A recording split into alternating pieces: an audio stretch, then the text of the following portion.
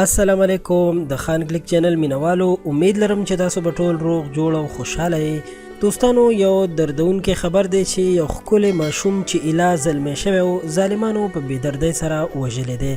دا واقعه چېرته شوې ده او هلک سره ولې دومره زیاتی شوی دی؟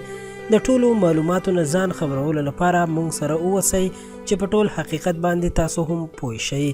قدرمنو، د نن ورځې دردونکې خبر داسې دی چې په اګرا بازارګۍ کې 14 کلن ماشوم چې حماد علي نوم یې او د پلار نوم یې محمد علي و، په 29 نومبر د ورځې 2 بجې د کور نه بېدرکه شوی و او بیا د هغه مړی په نږدې پټو کې موندل شوی دی. نن سبا چې مسلمانان خپل منځ کې کوم کارونه کوي هغه به کافر هم ونه کړي. د ټولو نه لوی کار چې نن سبا یې پښتانه کوي هغه انسان وژنه ده.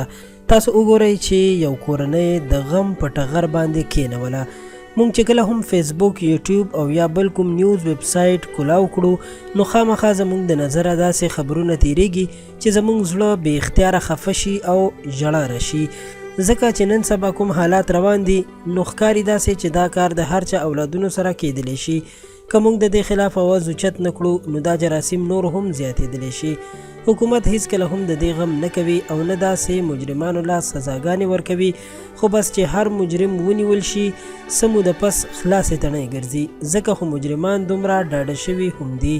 موږ له پکار دی چې حکومت مجبور کړو او د داسې مجرمانو خلاف احتجاجونه وکړو او داسې مجرمانو ته د سخت سزا غوښتنه وکړو. ډیره د افسوس خبره ده چې هر وخت موږ دا خبرونه اورو چې نن ماشوم سره ناروا زیاتی شوی دی، نن ماشوم وژل شو، نن په پیسو قتل شو او داسې نور. په دې باندې هر وخت یوسف جان عثمانزی صاحب پروګرامونه هم کوي او داسې مجرمانو سره انټرویوز هم کوي چې کله دغه مجرمان په جیل کې ولاړ وي نو د انټرویو په دوران کې توبې وباسي چې موږ بد کړي او موږ نه ډیر زیاتی شوی دی او هیڅکله به هم بیا داسې کار نه کوو. خو دغه ټولې توبې هسې چل ولوي، که دوی بیا خلاص شي نو بیا همدا غلط کارونه کوي. نو ښه دا ده چې داسې خلکو له بنسي ورکړل شي چې نور خلک ترې عبرت واخلي. قدرمنو، دا وه زموږ د نن ورځې دردونکې ویډیو چې تاسو سره مو شریکه کړه. تاسو داسې خلکو ته د څه سزا غوښتنه کوئ کمنټ کې خامخا ولیکئ. ویډیو خامخا در سره لایک کړئ، خان کلیک چینل در سره هم سبسکرایب کړئ چې په آینده کې زموږ هره نوې ویډیو تاسو ته په وخت در ورسیږي. تر بیا مو په لوی الله سپارم، د الله په امان.